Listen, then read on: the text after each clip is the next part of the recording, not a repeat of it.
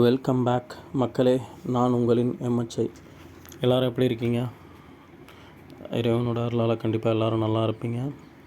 இப்போது கஷ்டப்பட்டாலும் வருங்காலத்தில் கண்டிப்பாக நல்லா இருப்பீங்க. ஏன்னா வாழ்க்கையுடைய யதார்த்தமாக தான் இன்பம் துன்பம் மாறி மாறி வந்துக்கிட்டே இருக்கும். வாழ்க்கையுடைய ஸ்ட்ரக்சரே அதுதான். அதை முதல்ல நல்லா புரிஞ்சுங்க.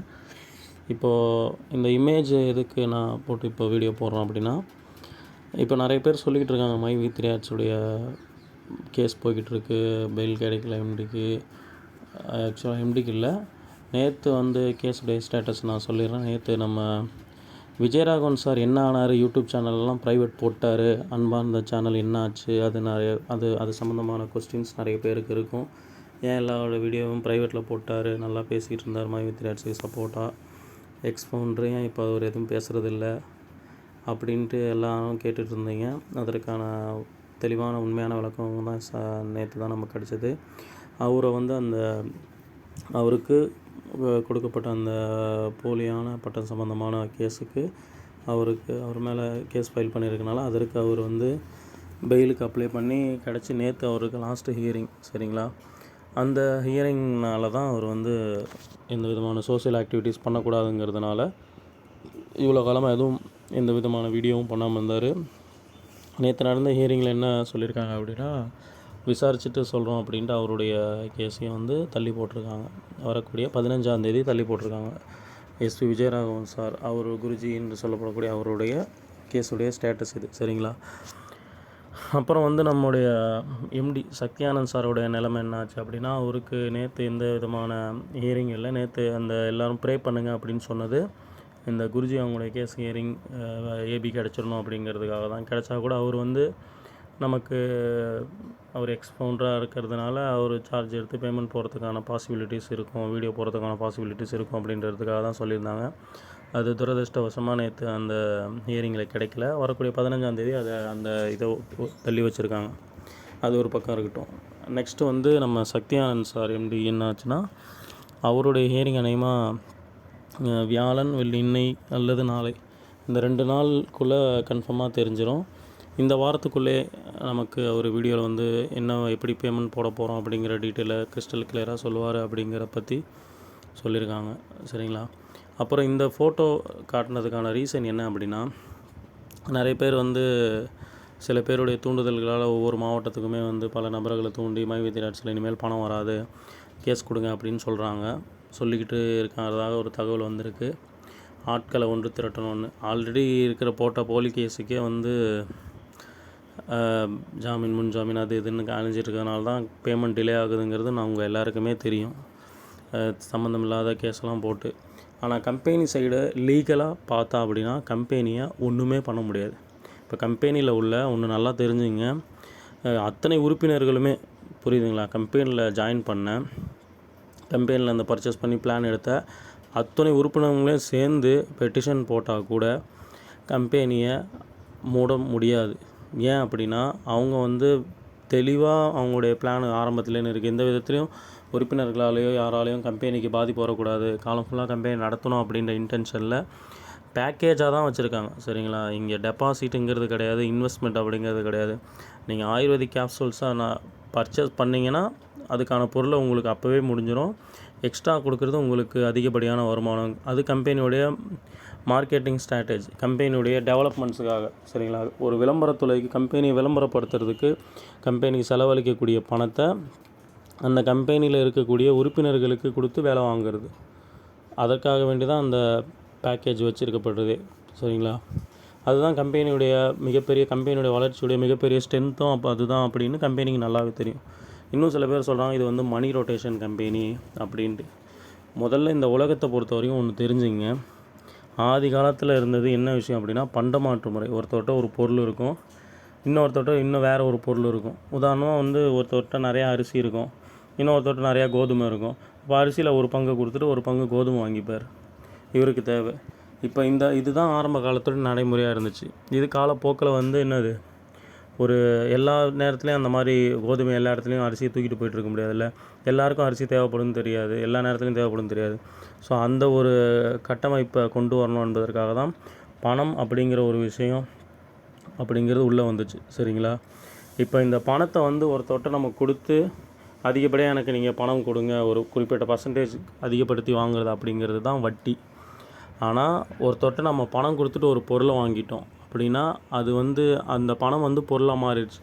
அதற்கப்புறம் வந்து அவர் நம்ம செய்யக்கூடிய வேலைக்கு கொடுக்கறதுங்கிறது நம்ம செய்கிற வேலைக்கான கூலி. ஏன்னா தினசரி மை வி த்ரீ ஆர்ட்ஸோட உறுப்பினர்கள் வேலை செய்யலைன்னா அவர்களுக்கான அந்த கூலி வராது. அதை முதல்ல நீங்கள் நல்லா தெரிஞ்சுக்கணும், சரிங்களா? சும்மா உட்காந்து வந்து இவங்க ஒன்றும் கூலி சம்பளம் கம்பெனி கொடுக்கல, 2 மணி நேரம் 3 மணி நேரம் ஒர்க் பண்ணால் தான் தெரியும். அந்த சிஎம் மெம்பர் 480 ரூபா அடிக்கிறதுக்கு டைம் சேவர் பிளான்லாம் எதுவுமே இல்லாமல் அதை ஃபுல்லாக முடிக்கிறதுக்கு எப்படி 2லேருந்து 3 மணி நேரம் தாராளமாக ஆகும், சரிங்களா? இப்போ இந்த அளவுக்கு அமௌண்ட்டு ஏன் கம்பெனி கொடுக்குறான் அப்படின்னா, கம்பெனியுடைய வளர்ச்சி. இப்போ வரைக்கும் கம்பெனியில் குறைஞ்சது 50 லட்சம் பேர் இருப்பாங்க. ப்ளே ஸ்டோரில் போய் நீங்கள் பார்த்தா தெரியும். ஆக்டிவ் மெம்பர்ஸ்ன்னு பார்த்தா ஒரு 30லேருந்து 40 லட்சம் பேராவது இருப்பாங்க. இது எவ்வளோ பெரிய ஸ்ட்ரென்த்து தெரியுங்களா? நீங்கள் எல்லாம் சாதாரணமாக நினச்சிக்கிட்டு இருக்கீங்க. 50 லட்சம் பேர் உறுப்பினராக இருக்கிற ஒரு கம்பெனி, அதுவும் நெட்வொர்க் மார்க்கெட்டிங் கம்பெனி, சாதாரண விஷயம் கிடையாது. போய் வரலாற்றை எடுத்து பாருங்கள். எந்த ஒரு கம்பெனிலையுமே, அதுவும் ஆக்டிவ் மெம்பர்ஸ், கம்பெனியுடைய கட்டளையை உடனடியாக கேட்டு செயல்படுத்துகிற மாதிரியான மெம்பர்ஸ் இருக்கிறது அப்படிங்கிறது மிகப்பெரிய ஒரு விஷயம். அந்த ஸ்ட்ரென்த் நம்ம கம்பெனியில் இருக்குது. கஸ்டமர் நம்ம கம்பெனிக்கு இப்போது 40 லட்சத்துக்கிட்ட கஸ்டமர் பிடிக்கப்பட்டிருக்கு. கஸ்டமர் வந்து ரெடியாக இருக்காங்க. அதுக்கேற்ற மாதிரி ப்ராடக்ட்டும் லான்ச் பண்ணிட்டாங்க. 90க்கும் மேற்பட்ட ப்ராடக்ட்டு, எத்தனை இடத்துல பிரான்ச் இருக்கிற மாவட்டம் ஃபுல்லாக பிரான்ச். எந்த ஒரு நெட்வொர்க் மார்க்கெட்டிங்க்கு தமிழ்நாடு ஃபுல்லாக பிரான்ச் இருக்குது சொல்லுங்கள்? எந்த கம்பெனிக்கும் கிடையாது. ஏன்னா அந்த கம்பெனிலாம் வந்து காலம் ஃபுல்லாக நடத்துகிறதுடைய நோக்கத்தில் உருவாக்கப்படலை. ஆனால் மை வி த்ரீ ஆர்ட்ஸ் எவ்வளோ பெரிய பிரச்சனை வந்தாலும், அதாவது பிரச்சனையே வராமல் நடத்தணும் அப்படிங்கிறதுக்காக தான் இந்த மாதிரி பிளானை கிறிஸ்டல் கிளியராக யார் வந்து கம்பெனிக்கு எதிராக கேஸ் போட்டாலும் அந்த கேஸ் கண்டிப்பாக கம்பெனி தான் ஜெயிக்கும். ஏன்னா நம்ம கொடுத்த காசை கம்பெனி பொருள் கொடுத்துட்டான். அதுக்கப்புறம் தொடர்ச்சியாக நமக்கு வருமானம் கொடுக்கறதுங்கிறது கம்பெனி விளம்பரத்துறையை மேம்படுத்துறதுக்கு நம்மளை கொடுத்து நம்மளுடைய அந்த கட்டமைப்பை அதிகப்படுத்துகிறாங்க, இன்னும் கன்சியூமர்ஸை அதிகப்படுத்துகிறாங்க, சரிங்களா? இது தொடர்படியாக அவங்களால எவ்வளோ காலம் பண்ண முடியுமோ அவ்வளோ காலம் பண்ணுவாங்க. அப்படி முடியலைன்னா சில மாற்றங்களோடு பண்ணுவாங்க. அதை பற்றி அதில் எந்த விதமான மாற்றமும் இல்லை. அதை முதல்ல நம்ம எல்லாமே தெளிவாக புரிஞ்சுக்கணும், சரிங்களா? அப்புறம் வந்து இன்னொரு விஷயம், இந்த கம்பெனி கொடுக்குற அந்த மார்க்கெட்டிங் லாபம், அந்த ஆட்ஸ் வேலட் அப்படிங்கிறது கம்பெனியால் எவ்வளோ காலம் கொடுக்க முடியுமோ கண்டிப்பாக அவ்வளோ காலம் கொடுப்பாங்க. சப்போஸ் ஒரு காலம் கம்பெனியால் கொடுக்க முடியலைன்னா கம்பெனி வந்து கிறிஸ்டல் கிளியராக ஒப்புக்கொள்ளும், இவ்வளோ நாள் நாங்கள் கொடுத்தோம், இதுக்கு மேலே எங்களால் அதுக்கேற்றமான லாபம் வரல, இல்லை அதுக்கேற்றமான ஒரு கோடி 10 கோடி பேர் உறுப்பினர்கள் வந்துட்டாங்க, இதுக்கப்புறம் வந்து அந்த இன்கம் வந்து தேவைப்படாது அப்படின்னு அதை கணிசமாக ரொம்ப குறைக்கவும் செய்யலாம், அல்லது அது இல்லாமல் கூட ஆக்கலாம், அல்லது மற்ற வேறு விதமான இன்கம்மை கொண்டு வரதுக்கான எல்லா விதமான சாத்தியங்களும் கம்பெனிகிட்ட இருக்கே தவிர எந்த விதத்திலும் நம்மளை வந்து ஒரேடியாக நம்ம கம்பெனி வந்து இழுத்து மூடிட்டு போகாது. அதை நல்லா தெரிஞ்சுங்க. அதுக்கேற்ற மாதிரி நமக்கான வருமானம் கொடுக்குறதையும் அது ஆட்ஸ் வேலட்டை கம்பெனி இல்லாமல் ஆக்குறதுங்கிறது அது நடக்காத காரியம். ஏன்னா அதுதான் கம்பெனியோட இவ்வளோ பெரிய வளர்ச்சிக்கு காரணம் அப்படிங்கிறது கம்பெனிக்கு நல்லாவே தெரியும். இப்போ இங்கே பல நபர்களுக்கு பிரச்சனையாக இருக்கிறதும் அதுதான். கம்பெனி ஆட்ஸ் வேலட் வச்சு மக்களுக்கு வருமானம் கொடுக்கறது தான் இங்கே பிரச்சனையாக இருக்குது. அது கொடுக்க முடியாது, அது நீங்கள் ஏமாற்றிடுவீங்க, இது மோசடி பண்ணிவிடுவீங்க அப்படின்னு தான் பல பேர் சொல்லிக்கிட்டு இருக்காங்க. அது இல்லாமல் இந்த கம்பெனி இருந்துச்சு, மற்ற வெஸ்டேஜ் ஆம்பே போல் மார்க்கெட்டிங் கம்பெனி ப்ராடக்ட்ஸ் மட்டும் பேஸ் பண்ணிட்டு ப்ராடக்டை மட்டும் இது பண்ணுற மாதிரி உள்ள கம்பெனியாக இருந்துச்சு அப்படின்னா இதுக்கு இவ்வளோ விதமான பிரச்சனைகளும் வராது. அதே மாதிரி இந்த அளவுக்கு மக்களுடைய சப்போர்ட்டும் வந்திருக்காது, மக்களும் யாரும் வந்திருக்க மாட்டாங்க அதே மாதிரி மட்டும் இருந்துச்சுன்னா. ஏன்னா அது பல வருடங்களாக இருந்து அதில் எந்த விதமான பயனும் மக்கள் அடையலை. கம்பெனி தான் லாபம் பெற்றாங்களே தவிர மக்களுக்கு எந்த விதமான பயனும் கிடையல. மக்கள் அவங்க கடைசி வரைக்கும் ஏழையாக தான் இருந்துகிட்ருக்காங்க இந்த கம்பெனியில் ஜாயின் பண்ணோம். ஆனால் மை வி த்ரீ ஆர்ட்ஸில் ஜாயின் பண்ணதுக்கப்புறம் தான் ஒரு ஏழை நடுநிலைக்கு வராரு, கடனாளியாக இருக்கிறவர் ஒரு கடன்லேன்னு வெளியே வர்றார், சரிங்களா? இப்படி பலதரப்பட்ட மக்கள் வந்து, அதாவது மாற்றுத்திறனாளிகள் கூட ஒரு கௌரவமாக கம்பீரமாக வாழக்கூடிய ஒரு நிலைமை மை வி த்ரீ ஆர்ட்ஸில் நுழைஞ்சதுக்கு பிறகு தான் இந்த கடந்த 3 வருடம் அது நமக்கு நல்லா தெளிவாகவே சொல்லிடுச்சு. இப்போ இந்த மாதிரி சின்ன சின்ன கேஸ் ப்ராப்ளத்தினால கொஞ்சம் அதுவும் இல்லாமல் 4 மாதம் எலெக்ஷன்னால் பேஅவுட் ஸ்டாப் பண்ணி வச்சதுனால சில பிரச்சனைகள் சந்திச்சிட்டு இருக்கு நிறுவனம். இது வந்து தொடர்ச்சியாக இருக்காது, நிரந்தரமாகவும் இருக்காது. இது தற்காலிக பிரச்சனை, இது தீர்ந்துடும். அது வரைக்கும் நாம் பொறுமை செஞ்சால் கண்டிப்பாக அதற்கான பிரதிபலன் கூலி நமக்கு கிடைக்கும், சரிங்களா? அப்புறம் வந்து கம்பெனியுடைய பிரான்ச் ஆஃபீஸ் எங்கெங்கெல்லாம் இருக்குது, இப்போ பல பேருக்கு பல சந்தேகம் இருக்கும். அது நீங்கள் நேரடியாக உங்களுடைய பக்கத்தில் உள்ள ஜோனல் ஆஃபீஸில் போய் கேட்டிங்கன்னா அவங்க கிறிஸ்டல் கிளியராக உங்களுக்கு எக்ஸ்பிளைன் பண்ணுவாங்க. எந்த ஆஃபீஸும் மூடப்படலை, எல்லா ஆஃபீஸும் திறந்து தான் இருக்குது. அந்த ஆஃபீஸுடைய தகவல் டீட்டெயிலை வாங்க பார்ப்போம்.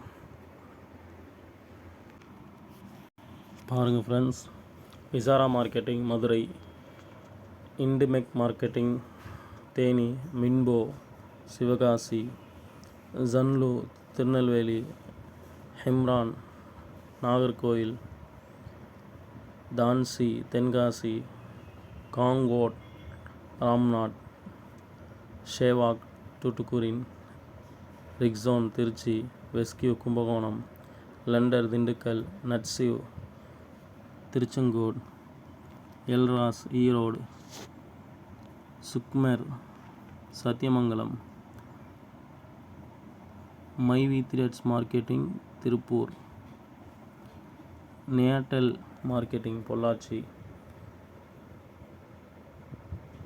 மற்ற இதுக்கும் மைவி த்ரெட்ஸ் மார்க்கெட்டிங் நேம்லேயே தான் இருக்குது.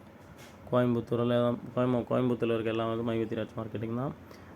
லெக்ஸான் மார்க்கெட்டிங் அதுவும் கோயம்புத்தூரில் இருக்குது. உப்ராஷ் மார்க்கெட்டிங் கோயம்புத்தூரில் இருக்குது. விஃபோர்ட் மார்க்கெட்டிங் எல்லாத்துடைய அட்ரஸுமே தெளிவாக இருக்குது பாருங்கள். டெமிட் மார்க்கெட்டிங், எர்வான் மார்க்கெட்டிங் தருமபுரி, யூனிமேர் கள்ளக்குறிச்சி, ஹிட்டாக் மார்க்கெட்டிங் திருவண்ணாமலை, விர்டான் மார்க்கெட்டிங் வேலூர், ட்ரங்கோ திருப்பூர், சென்னை மைவி த்ரெட்ஸ் மார்க்கெட்டிங் நேமில் தான் இருக்குது. பெங்களூர்லேயும் மைவி த்ரெட்ஸ் மார்க்கெட்டிங் தான் இருக்குது. திருப்பதி மைவி த்ரெட்ஸ் மார்க்கெட்டிங். ஏன்னா இப்போது மைத்ரா மணிச்சலில் இருக்குது தெலுங்கானா. மைவி த்ரெட்ஸ் மார்க்கெட்டிங்னா வந்து திரிசூரில் இருக்குது. எஸ்வி ஹெர்பல் மார்க்கெட்டிங் மும்பையில், லக்னோலேயும் ஆஃபீஸ் இருக்குது மைவி த்ரெட்ஸ் மார்க்கெட்டிங். இத்தனை ஆஃபீஸ் இத்தனை ஸ்டேட்டில், அதுவும் தமிழ்நாட்டில் உள்ள இத்தனை மாநிலத்தில் இவ்வளோ பிரான்ச் ஆஃபீஸ் வச்சுருக்கோடைய நோக்கம் என்ன அப்படின்னா, மக்களுக்கு தெளிவான முறையில் அவங்களுடைய அந்த சந்தேகங்களை தெளிவுபடுத்துவதற்கு தான். புரியுதுங்களா? அப்புறம் வந்து ஆஃபீஸ் மூலயமா இன்னும் வியாபாரத்துடைய இதை மேம்படுத்துவதற்கு. ஒன்று நல்லா புரிஞ்சுக்கணும், மைவி த்ரெட்ஸுக்கு ஏன் பல விதமான பிரச்சனை வருதுன்னா, இப்போ ரீசெண்டாக எம்டி ஒரு வீடியோவில் சொல்லியிருப்பார் ஒரு சில மாதங்களுக்கு முன்னாடி, ரெயின்போ பிளான் ஒன்று லான்ச் பண்ண போகிறோம் அப்படின்னு. இந்த கடைகளெல்லாம் டைப் பண்ணுறது அதெல்லாம் வந்துருச்சுன்னா எல்லா விதமான துறைக்குமே மிகப்பெரிய ஆபத்து. ஆல்ரெடி 90 ப்ராடக்டை லான்ச் பண்ணியே மருத்துவத்துறை அந்த இங்கிலீஷ் மெடிசனுக்குடைய விஷயங்களை மொத்தமாக காலி பண்ண பார்க்குது மைவி த்ரெட்ஸ். அப்புறம் உணவே மருந்த தாரக மந்திரமாக எடுத்து அனைவருக்கும் சிறந்த தரமான உடல் ஆரோக்கியமிக்க உணவு கொடுக்கறதுக்கான முயற்சி ஈடுபட ஆரம்பிச்சிருச்சு. இப்போ இந்த உணவுப் பொருட்கள்லாம், இந்த மைவி த்ரெட்ஸோட ப்ராடக்ட்ஸை அந்த மைவி த்ரெட்ஸ் உறுப்பினர்கள் வந்து சின்ன சின்ன ஒரு சேமியா வந்து குவாலிட்டியான இந்த சேமியா வெறும் 36 ரூபாயிலேருந்து ஸ்டார்ட் ஆகுது. மைவி த்ரெட்ஸ் உறுப்பினர்கள் வாங்க ஆரம்பித்தாலே, ஒரு உதாரணத்துக்கு சொல்ல பாருங்கள், ஒரு 36 ரூபாவுடைய சேமியாவில் மேக்ஸிமம் அதோடைய முதல் எவ்வளோ இருக்கும் அப்படின்னா, எல்லா டிரான்ஸ்போர்ட்டேஷன் எல்லாமே சேர்த்து ஒரு 20 ரூபா இருக்குன்னு வைங்க, சரிங்களா? மீதி வந்து ஒரு 16 ரூபா கம்பெனிக்கு ப்ராஃபிட். 40 லட்சம் பேர் வந்து இதை வாங்குகிறாங்க, ஒரே ஒரு சேமியா பாக்கெட் வாங்குகிறாங்க அப்படின்னா 16 ரூபா கணக்கு போட்டு பாருங்கள் எவ்வளோ வருதுன்னு. ஒரு ஆள்கிட்டேன்னு ₹1 வந்து லாபம் கிடைச்சாலே என்ன ஆச்சு? 40 லட்சம் ஆச்சு, சரிங்களா? 10 ரூபா வந்து லாபம் கிடச்சிச்சு அப்படின்னா 40 கோடி, சரிங்களா? ஒரே ஒரு ஆள்கிட்ட இருந்து 10 ரூபா நம்மளுக்கு கம்பெனிக்கு லாபம் கிடைக்குது அப்படின்னா 40 கோடி. ஒரே ஒரு சேமியா பாக்கெட்டில் அந்த 40 லட்சம் உறுப்பினர்கள் வாங்கினாங்க அப்படின்னா, இப்போது 15 ரூபா 16 ரூபா அப்படின்னா திங்க் பண்ணி பாருங்கள், 50-60 கோடிக்கு மேலே அவங்களுக்கு ப்ராஃபிட் வரும். இந்த மாதிரி தங்க முட்டை போடுற வாத்து, இப்போ கம்பெனியில் உள்ள உறுப்பினர்கள் அத்தனை அப்புறமே கம்பெனியை மூடிட்டு போகிறது அப்படிங்கிறது, கம்பெனிக்கு அந்த வாத்தை அறுத்து தங்க முட்டை எடுக்கலான்னு அந்த முட்டாள் ஒன்று செய்வான் தெரியுமா? நம்ம சின்ன வயசில் கதை படிச்சிருப்போமே, தங்க முட்டை போகிற வாத்து ஒருத்தவன்ட்ட இருந்துச்சு. அது டெய்லி ஒரு முட்டை தங்க முட்டை போட்டுட்டு இருந்துச்சு. அவன் பார்த்தான், எவனோ ஒருத்தன் ஐடியா கொடுத்தான்னு, வாத்து வயிற்றில் தானே முட்டைலாம் இருக்கும், அதை அறுத்து எடுத்துடலான்னு பார்த்தா வயிற்றில் உள்ள அந்த முட்டை எல்லாம் இல்லாமல் போயிடுச்சு. அது மாதிரி தான் மைவி த்ரெட்ஸ் கம்பெனியை நடத்தணும் அப்படிங்கிறது எம்டிக்கு நம்ம எல்லாமே தங்க முட்டை போடுற வாத்து மாதிரி. அவ்வளோ ப்ராஃபிட்ஸ் நம்ம மூலயமா கம்பெனிக்கு ஃப்யூச்சரில் இருக்குது, இப்போ வரைக்கும் இருந்துக்கிட்டு இருக்குது, சரிங்களா? அதனால தான் தொடர்ச்சியாக இந்த 3 வருஷமும் எந்த விதமான தங்கு தடங்கள் இல்லாமல் நமக்கான வருமானத்தை கொடுத்துட்ருந்தாங்க. இப்போ இந்த 4 மாதமாக பிஸ்னஸ் ஸ்டாப் ஆனதுனால நமக்கான வருமானம் கொடுக்காமல் கொஞ்சம் தடைபெற்றிருக்கு. எம்டி ஒரு கூகுள் மீட்டிங்கில், டைரக்டர்ஸ் அத்தாரிட்டி போர்ட் மெம்பர் மீட்டிங்கில் நான் ஜாயின் பண்ணியிருந்தேன். அப்போ வந்து அவர் சொல்லியிருந்தார், இப்படி சொல்லியிருந்தார். சூப்பராக இருந்துச்சு அந்த சிஸ்டம், எனக்கு ரொம்ப பிடிச்சிருந்துச்சு. அதாவது என்னென்னா, இப்போது 4 மாதம் பிஸ்னஸ் நடக்கலை, ஸோ ஜூன் 4 வரைக்கும் உள்ள ஒரு பேட்ச் எப்போ வந்து பேமெண்ட் ஸ்டாப் பண்ணாங்களோ இது அப்கிரேடு மற்ற விஷயங்கள் எல்லாமே எப்போ வந்து பர்ச்சேஸ்லாம் ஸ்டாப் பண்ணாங்களோ எலெக்ஷன் ரிசல்ட்னால, அப்போலேருந்து ஜூன் 4 வரைக்கும் ஒரு பேட்ஜ். அந்த பேட்ஜோடைய அமௌண்ட் அப்படியே ஆப்பில் ஒரு ஆப்ஷனில் ஸ்டாப்லாம் ஹோல்டாக இருக்கும். அப்புறம் ஜூன் 4லிருந்து ஃப்ரெஷ்ஷாக ஜூன் 4லிருந்து மாதம் எப்பவும் போல் வித்ட்ரால் பண்ணிக்கலாம். ஏன்னா அந்த 4 மாதம் பிஸ்னஸ் நடக்காத அந்த பேமெண்ட்டு தான் நிறையா நம்ம வேலெட்டில் சேர்ந்துருக்கும். அதை அப்படியே ஹோல்டு பண்ணி இது ஜூன் 4ஆம் தேதியிலிருந்து மாதம் எப்பவும் போல் இப்போ ஜூன் 4லேருந்து இப்போ இன்றைக்கி என்ன தேதி, இன்றைக்கி ஜூலை 4 வந்துடுச்சு. ஆக்சுவலாக இது 1 மந்த் ஆயிடுச்சு, 1 மாதம் ஆகிடுச்சு. அவர் அப்படி தான் அந்த மீட்டிங்கில் சொல்லியிருந்தார். அந்த சிஸ்டம் அப்ளை பண்ணியிருந்தா கூட சூப்பராக இருந்திருக்கும். அந்த சிஸ்டத்தை நான் வரவேற்கிறது தான். ஏன்னா 4 மாதம் பிஸ்னஸ் நடக்கல, அந்த 4 மாதத்துடைய அமௌண்ட்டை கொடுக்காம கம்பெனி போகலை, அதை அப்படியே ஹோல்ட் பண்ணி வச்சு இப்போ பிஸ்னஸ் நடக்கிற அந்த மந்த்லேருந்து மட்டும் பேமெண்ட்டை ப்ராப்பராக நம்ம கொடுத்துட்டு வரக்கூடிய காலங்களில் பிஸ்னஸ் நல்லா நல்லா இன்னும் பீக்கில் போகும்போது அந்த பேமெண்ட்டை கொஞ்சம் கொஞ்சமாக ஸ்ப்ளிட் பண்ணி கொஞ்சம் கொஞ்சமாக நம்ம அக்கௌண்ட்டுக்கு போடுற மாதிரி சொல்லியிருந்தார். பட் அதை ஏன் நடைமுறைப்படுத்தலை, மறுவேளை மக்கள் வந்து ஏற்றுக்கொள்ள மாட்டாங்க அப்படிங்கிறதுக்காக பண்ணலையா, அல்லது வேறு என்ன பிரச்சனை அப்படின்ட்டு தெரியல. ஆடிட்டிங் டீம் வேறு ஏதாவது சஜஷன் கொடுத்துருப்பாங்களான்னு தெரில.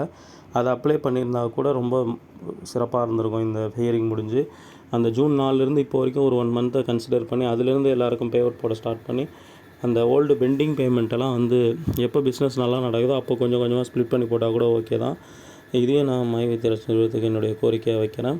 அப்புறம் வந்து இங்கே யாரும் பேராசைப்பட்டு இது பண்ணலாம் ஜாயின் பண்ணல. ஏதாவது ஒரு பகுதி நேரம் சம்பாரித்து வருமானம் கிடைச்சிடாதா, வாழ்க்கையில் முன்னேற மாட்டோமா அப்படின்ற இயக்கத்தில் தான் வந்து ஜாயின் பண்ணியிருக்காங்க. நம்ம சன் டிவி கேடி விளம்பரம் பார்க்குறதுக்கு நம்ம தான் காசு கொடுத்து விளம்பரம் பார்த்துக்கிட்டு இருக்கோம், சரிங்களா. ஆனால் அவங்க வந்து மைவித்ராஜ் கம்பெனி நம்ம பார்க்குற அவங்களுடைய கம்பெனியோடைய விளம்பரம் பார்க்குறது நமக்கு வருமானம் கொடுக்குறாங்க. ஆனால் இதை மக்களால் ஏற்றுக்கொள்ள முடியல. அதை தான் மிகப்பெரிய ஒரு சோதனையே. அப்புறம் வந்து பெரிய பெரிய ஆக்ட்ரஸ்லாம் வந்து மாதம் பல லட்சம் வருமானம் வாங்குகிற ஆக்ட்ரஸ்லாம் அந்த வருமானம் பத்தாதுன்னு அவங்க வந்து இது விளம்பரத்தில் நடித்து வருமானம் பார்க்குறாங்க, பல கோடி வாங்குகிறாங்க. அப்புறம் இது கவர்மெண்ட் ஆசிரியர் 50,000 வாங்கலாம் கூட, 50,000 1 லட்சம் வாங்கினா கூட தனியாக டியூஷன் வச்சு மேலும் வருமானம் வேணும்னு நினைக்கிறார். அப்போ மாதம் 1 லட்சம் வாங்குகிற ஒரு அரசு டாக்டர் கூட அது பத்தாமல் கிளினிக் வச்சு வருமானம் சம்பாதிக்கணும்னு நினைக்கிறார். நாம் எல்லாம் அன்றாட கூலி வேலை செய்யக்கூடியவங்க. எப்படியாவது இவங்க இவ்வளோ பெரிய பெரிய லட்சத்தில் சம்பாதிக்கிறவங்க அவங்களுக்கே வந்து ஒரு அதிகப்படியான வருமானம் தேவைப்படுதுன்னா, நம்மலாம் வந்து கூலி வேலை சம்பாதிச்சு தினசரி கடனில் லோன் கட்டுறதுல நம்ம உறுப்பினர்களுடைய பெரும்பான்மையான நபருடைய வாழ்க்கை வீடு loan, car loan, bike loan, அந்த லோனு இந்த லோனு அப்படின்னு கடன் கட்டுறதுக்கு நம்முடைய வாழ்க்கையும் வருமானமும் அழிஞ்சு போகுது. அதிலிருந்து வெளியே வந்து நிம்மதியாக இருக்க மாட்டோமான்ற ஒரு இயக்கத்தில் தான் நம்ம இந்த மைவித்ராஜ்ஸில் ஜாயின் பண்ணியிருக்கோம்.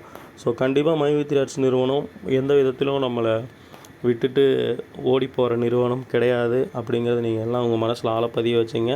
மேலும் சில நபர்கள் தெரியாமல் கேஸ் கொடுத்தாலும் நான் தான் சொல்லிட்டேன்ல, எந்த விதமான பிரயோஜனமும் கிடையாது. நிறுவனம் கண்டிப்பாக அந்த கேஸையும் ஜெயிச்சுட்டு வெளியே வந்து இன்னும் சிறப்பாக வந்து அவங்களுடைய வேலையை செய்யும். ஆனால் அந்த கொடுத்த நபர்கள் நிறுவனத்தில் தொடர்ச்சியாக பயணிக்க முடியுமா அப்படின்னு பார்த்தா கண்டிப்பாக முடியாதுன்னு தான் நான் நினைக்கிறேன். அதனால் யாரெல்லாம் நிறுவனத்துக்கு எதிராக இருக்காங்களோ அந்த அத்தனை நபர்கள் மேலேயும் நிறுவனம் தக்க நடவடிக்கை எடுக்கும் என்பதில் எந்த விதமான மாற்று கருத்தும் இல்லை. மேலும் நம்ம பொறுமையாக இருந்து நிறுவனத்துக்கு சப்போர்ட் பண்ணோன்னா கண்டிப்பாக நமக்கு இன்னும் நம்முடைய வருமானத்தை அதிகப்படுத்தி கொடுப்பதற்கான இன்னும் சிறப்பாக தொடர்ச்சியாக நிரந்தரமாக கொடுப்பதற்கான அத்தனை முயற்சிகளும் நிறுவனம் ஈடுபடுங்கிறதுலையும் எந்த விதமான சந்தேகமும் இல்லை. மேலும் ஒரு உண்மையான சிறந்த தகவலுடன் உங்களிலிருந்து விடைபெறுவது உங்களின் நான் MHA. நன்றிகள்.